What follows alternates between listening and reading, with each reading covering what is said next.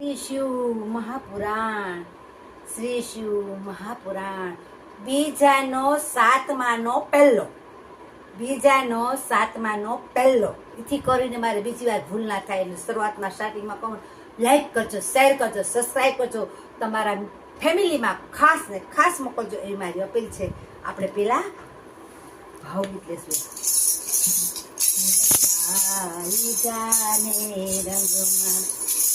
રંગાઈ જાને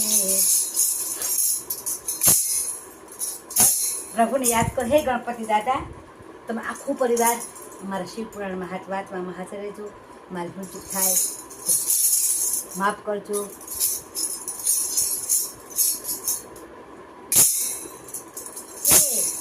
રંગાઈ જાને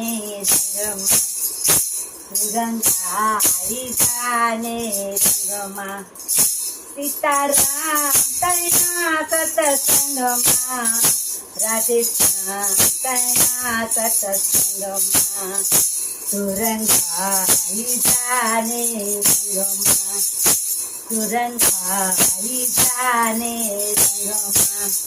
રાતે ભજશું, દિવસે ભજશું, રાતે ભજશું, દિવસે ભજશું, ભજશું દિને રાત.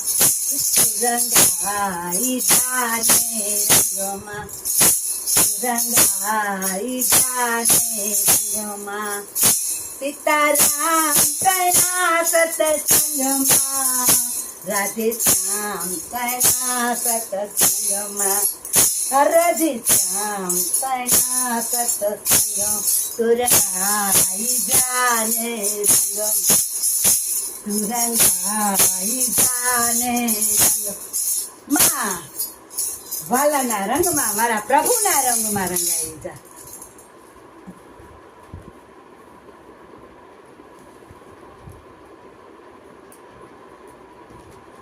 મારા મિત્રો, બાળકોને તમે સવારે ઉઠતા, બપોરે જમતા, સાંજે સૂતા, ત્રિકાળ સંધ્યા બોલાવશો. તમે દાદાના કેન્દ્રમાં જાજો, બાળકોને બાળ સંસ્કાર કેન્દ્રમાં મોકલજો.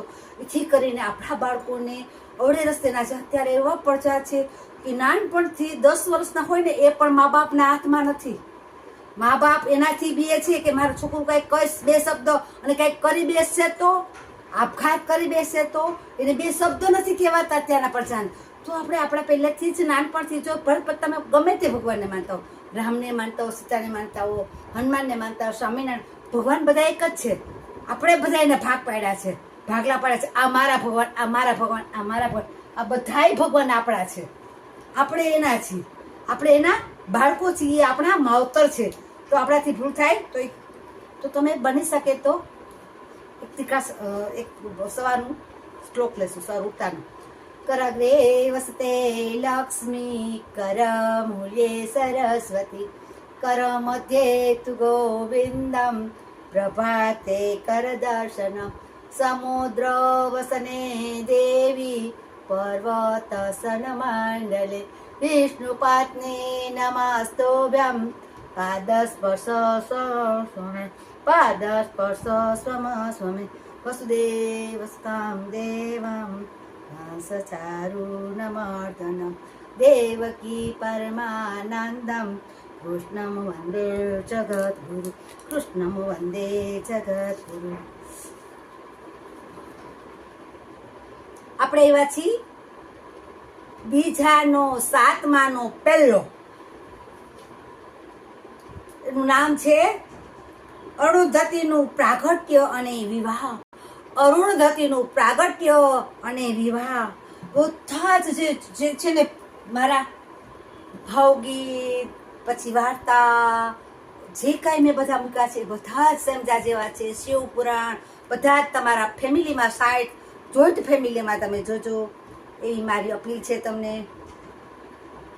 બ્રહ્મા બોલ્યા, હે મુનિ નારદ, જ્યારે વરદાન આપીને સદાશિવ અત્યંત અંતર્ધ્યાન થયા, ત્યારે સંધ્યા મેઘાતિથી મુનિ જ્યાં યજ્ઞ કરી રહ્યા હતા ત્યાં તે સ્થાને ગઈ અને શંકરની કૃપાથી ત્યાં કોઈએ તેને જાણી નહીં કે દેખી નહીં, પણ નહીં સંધ્યાએ પેલા બ્રહ્મચારીને જેણે તપનો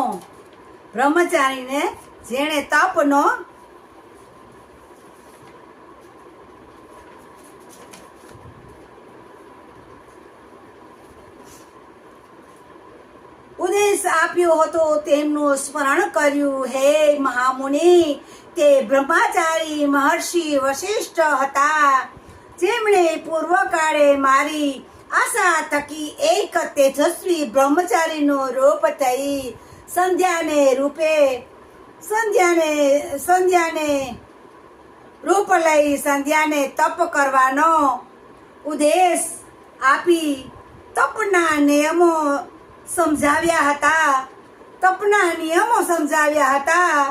અને સંધ્યાએ તો બ્રહ્મચારી વિશિષ્ટ બ્રાહ્મણને પોતાનો પતિ અને બંને એવી જ ઈચ્છા કરી અને મેઘાતિથિએ આદરેલા યજ્ઞ પાસે ગઈ અને હર્ષ સાથે યજ્ઞની પ્રજ્વેલી યજ્ઞમાં પ્રવેશ કરી ગઈ. યજ્ઞની પ્રજ્વેલી પોતે એમાં પ્રવેશ કરી ગઈ અને શિવની આજ્ઞા થકી જ અગ્નિદેવ તેના શરીરને જલાવી શુદ્ધ કર્યું. શિવે તેનું શરીર શુદ્ધ કરી દીધું, જલાવીને અશુદ્ધ હતું તો શુદ્ધ બનાવી દીધું. અને તેને સૂર્ય દળમાં પ્રવેશ કરાવ્યો. ત્યારે યજ્ઞ ભાગ રૂપે સૂર્યએ તેના શરીરને 2 ભાગમાં વચ્ચે દીધું અને પિતૃઓ તથા દેવોની પ્રશંસા માટે પોતાના રથમાં તેને રાખી લીધું.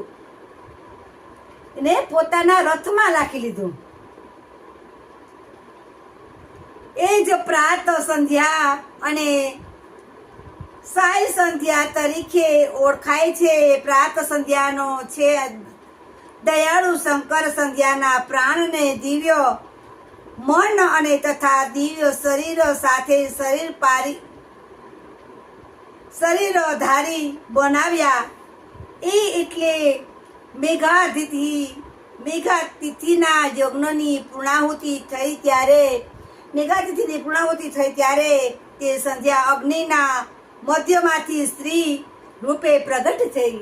ત્યારે પોતે સ્ત્રી રૂપે પ્રગટ થઈ અને એને મધાતિથિ એ પુત્રી તરીકે ગ્રહણ કરી અરુંધતી એવું નામ પાડ્યું અને યજ્ઞના કુળ રૂપે પોતાના ખોળે લીધી. ત્યારે ત્યાં રહેલા સર્વ મુનિઓ અને મહર્ષિઓએ આનંદ ઉત્સવ મનાવ્યો.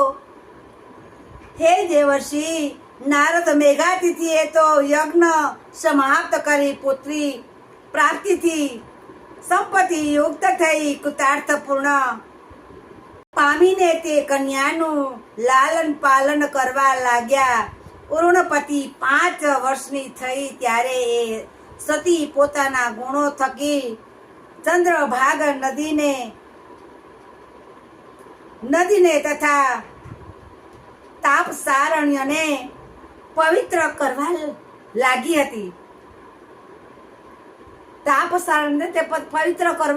લાગી હતી.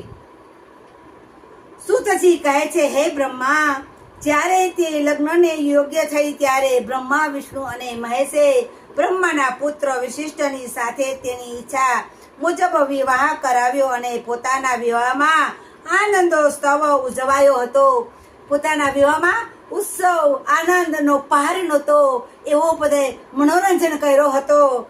અને બ્રહ્મા, વિષ્ણુ અને મહેશ કરકમલમાંથી જે સંકલ્પની જળધારા વહી અને તેના જળથી શ્રીપા વગેરે અત્યંત પવિત્ર 7 નદીઓ ઉત્પન્ન થઈ.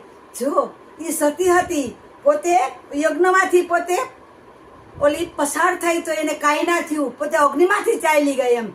તો ભગવાને એનું શરીર પવિત્ર કરી દીધું ને બધી નદીઓએ પણ હાજર રહેવું પડ્યું. સતીઓમાં શ્રેષ્ઠ અને ઉત્તમ મહાસતી અરુંધતી વિશિષ્ટ અને પતિ રૂપે પ્રાપ્ત કરી ઘણી જ શોભા માન થઈ હતી. એ બધી ઘણી શોભાયમાન થઈ હતી. એનો ઉત્સવ મોજ શોખથી ને આનંદથી એનો ઉત્સવ ઉજવ્યો અને પ્રભુ બધા જ દેવો બધા પ્રગટ થયા. હે મા મુનિ, તે રીતે મેં તારી ક્ષમ સૈન્યનું દિવ્ય અને ઉત્તમ ચરિત્રનું વર્ણન કર્યું. તે પવિત્ર કરનાર અને સર્વ ઈચ્છિત ફળ આપવા વાળું છે. જે સ્ત્રી પુરુષ શુભ વ્રતનું આચરણ કરી આ ચરિત્રને સાંભળે છે તે સર્વ કામનાઓને પામે છે અને એમાં સંશય જ રાખવો નહીં. જો આપણે જે તમે કાંઈ પણ ભગવાનનું વાંચો કરો, જે કાંઈ કરો, તમે જે મનમાં ધારો ને કે ના મારે આ કામ થવું જ જોઈએ તો થાય જ છે. અને ભગવાનને આવવું જ પડે. અને ભગવાનને જે માગીએ એ ભગવાનને કે આપણે જે માગીએ એ મળે. તો કોઈ કાંઈ ખરાબ થોડુંક માગે ભગવાન પાસે. ભગવાન આપણો અંદર જ બેઠેલો છે. ભગવાનને આપણે ક્યાંય ગોતવા જવાનું નથી. તમે ભગવાન પાસે જે માગો એ મળે, પણ તમારું દિલ ચોખ્ખું હોવું જોઈએ. તમારા પેટમાં પાપ ના હોવું જોઈએ. તમે કોઈની ખરાબ નહીં કરવાનું, કોઈની ઈર્ષા નહીં કરવાની, કોઈની અદેખાઈ નહીં કરવાનું. દિલ તમારું ચોખ્ખું રાખો. તમને ભગવાન જે માંગો એ આપે. ભગવાન કહે તું માંગ, હું તારી હાજર છું. જો ભોળાનાથે હચોડા દેવી દેવતાઓને પ્રસન્ન કરી લીધા. અરુંધતીએ દેવી દેવતાઓને જળધારા ઉપરથી વસાવી, પ્રગટ થયા અને જલધારા વસાવી. બોલો, ધારે તો સ્ત્રી આકાશ પાતાળ એક કરી શકે એવી સ્ત્રીમાં શક્તિ છે. સ્ત્રી છે એક નારી છે. સતી હતા, પાર્વતીના પત્ની હતા. એને કેટલા 36 એના ઓલા લીધા હતા. કેટલા નામે નહીં આવડે, મને યાદ આવશે જરૂર કહીશ. કેટલા એના સ્વરૂપ ધેરા હતા. એવી એને મા ઉમિયામાં એટલી શક્તિ છે. ભોળાનાથની પત્નીમાં શક્તિ છે. એનું ધડ ઉડાડી રાખ્યું હતું. કેટલા સ્વરૂપ એને હાજર કર્યા અને કેટલા ક્રોધિત થયા. માં ક્રોધાયમાન થયા. અને પછી ભોળાનાથે કીધું જા તું જાય, તને જે મુખ આવશે એ મુખ તારા મોઢામાં ચડશે અને એ પહેલા એ પૂછાશે ગણપતિ દાદાને. પછી આપણે જે કાંઈ કાર્ય કરશું તે પછી કરી શકશું. આવી રીતના એવી પણ આપણામાં પણ શક્તિ છે. પણ આપણું દિલ ચોખ્ખું રાખવું જોઈએ. આપણા પેટમાં પાપ ના હોવું જોઈએ. કોઈનું ખરાબ નહીં કરવાનું, કોઈની ઈર્ષા નહીં કરવાની, કોઈની અદેખાઈ નહીં કરવાની. કોઈનું બની શકે તો 5 ગરીબ માણસોને તમે દાન પૂન કરો. ના કરો તો કાંઈ નહીં. કોઈને કરતું હોય તો એનો આડો હાથ ના નાખો, એનું ખરાબ ના બોલો. ઘણા તો એવું કે અરે આ હાલી કામમાં જાણે તને કામમાં હું પગ નથી જા ભગવાન આ પગ ભલે તમે થઈ શકો તો ભલે, ના થઈ શકો તો પણ કોઈનું ખરાબ ના. એનામાં એવી શક્તિ, ભગવાને એવી વૃત્તિ દીધી હોય, એનામાં ન હોય તો બિચારો ન કમાતો હોય તો આપણે એનું ખરાબ નહીં બોલવાનું, ઈર્ષા નહીં કરવાની. એ બિચારાની એવી પરિસ્થિતિ છે તો એને એવી જિંદગી જીવે છે. આપણાથી દેવાય તો દેવાનું, બેહાય તો 5 રૂપિયાનો ભાગ લઈને એને ખવડાવી દો તો એના હાથમાં એટલું ઠરે ને એના જેટલા આશીર્વાદ મળે કોઈના આશીર્વાદ ના મળે. તમે ગરીબ માણસો હોય ને એને બની શકે તમે 5 રૂપિયાનો દુકાન 25 રૂપિયાનું લઈને થાળી એને ખવડાવી દો ને તો એના હાથમાં ઠરે ને તમારા હાથ ભાવ તરી જાય, તમારા 7 ભાવ તરી જાય.